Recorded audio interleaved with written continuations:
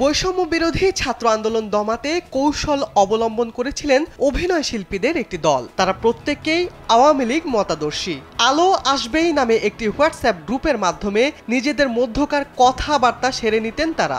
আন্দোলনরত শিক্ষার্থীদের দমনে ছক কষায় মেতেছিলেন ওই গ্রুপের সদস্যরা। তবে মঙ্গলবার সেই গ্রুপের কিছু স্ক্রিনশট সামাজিক যোগাযোগ মাধ্যমে ফাঁস হয়। এতে ওই গ্রুপের অভিনয় শিল্পীদের উপর ফুঁসে ওঠে সাধারণ জনতা। আলো আসবেই গ্রুপে বর্তমানের ছোট পর্দার অভিনেত্রী সাদিয়া আয়মানকে নিয়ে অভিনেতা মিলন ভট্টাচার্যের একটি মন্তব্য ছড়িয়ে পড়েছে। তাতে দেখা যায় সাদিয়া আয়মানকে তথাকথিত জনপ্রিয় অভিনেত্রী বলে মন্তব্য করেছেন মিলন। স্যান্ডেলিনা সো রূপচর্চায় আভিজাত্য। বিষয়টি ভালোভাবে নেননি অভিনেত্রী সাদিয়া। গ্রুপের স্ক্রিনশট ফাঁস হতেই মিলনের মন্তব্যের জবাব দিয়েছেন তিনি।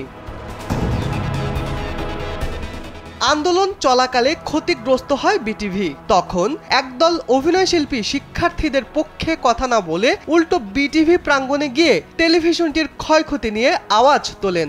আন্দোলনকারীদের বিরুদ্ধে কথা বলেন তারা। বিটিভি প্রাঙ্গণে গিয়ে যারা কান্নায় ভেঙে পড়েন তাদের প্রতি ধিক্কার জানিয়েছেন অভিনেত্রী সাদিয়া আয়মান। সাদিয়ার সেই প্রতিক্রিয়া আলো আসবেই গ্রুপে তুলে ধরেন মিলন ভট্টাচার্য।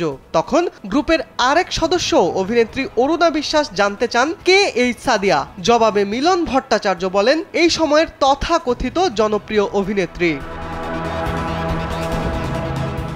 সম্প্রতি মিলন ভট্টাচার্যের উদ্দেশ্যে সাদিয়া ফেসবুকে পোস্ট করে লিখেছেন, আপনাকে ধন্যবাদ মিলন ভট্টাচার্য দাদা। মানুষের মতো দেখতে শিল্পী নামের শয়তান বেশধারীদের কাছে আমার মতো এই সময়ের তথাকথিত জনপ্রিয় অভিনেত্রীকে চিনিয়েছেন যে ভুলকে ভুল বলতে জানে, সত্যকে সত্য বলতে জানে। গ্রুপের নাম দিয়েছেন আলো আসবেই, তা বেশ ভালো। তবে আপনারা জানেন আপনাদের নিজেদের জীবনে মস্তিষ্কে সত্যিকারের আলোর যে ভীষণ প্রয়োজন।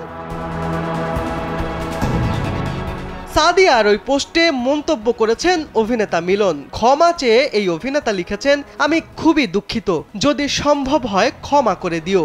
আমার এমন কোনো উদ্দেশ্য ছিল না, আমি এভাবে বিষয়টি বোঝাতে চাইনি। এটা একটা কথার সিরিয়ালে আসছে। যাই হোক, আমি লজ্জিত এমন শব্দ ব্যবহারের জন্য।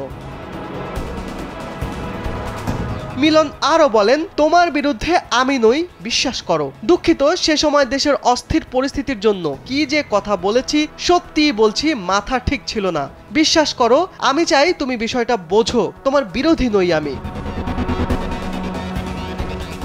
বৈষম্য বিরোধী ছাত্র জনতার এই আন্দোলনের বিপক্ষে ছিলেন ঢাকা 10 আসনের সাবেক সংসদ সদস্য ও চিত্রনায়ক ফেরদৌস আহমেদ ও চিত্রনায়ক রিয়াজ। সেই তালিকায় ছিলেন সোহানা সাবা, জ্যোতিকা জ্যোতি, অরুণা বিশ্বাস, সুবর্ণা মুস্তাফা, আজিজুল হাকিম, শমী কায়সার, তানভিন সুইটি, আসনা হাবিব ভাবনা, শামিমা তুষ্টি, উর্মিলা শ্রাবন্তীকর, সাজু খাদেম, ফজলুর রহমান বাবু, সাইমন সাদিক, জায়েদ খান, রোকেয়া প্রাচী, অনেকে। শিবলি আহমেদ, কালবেলা।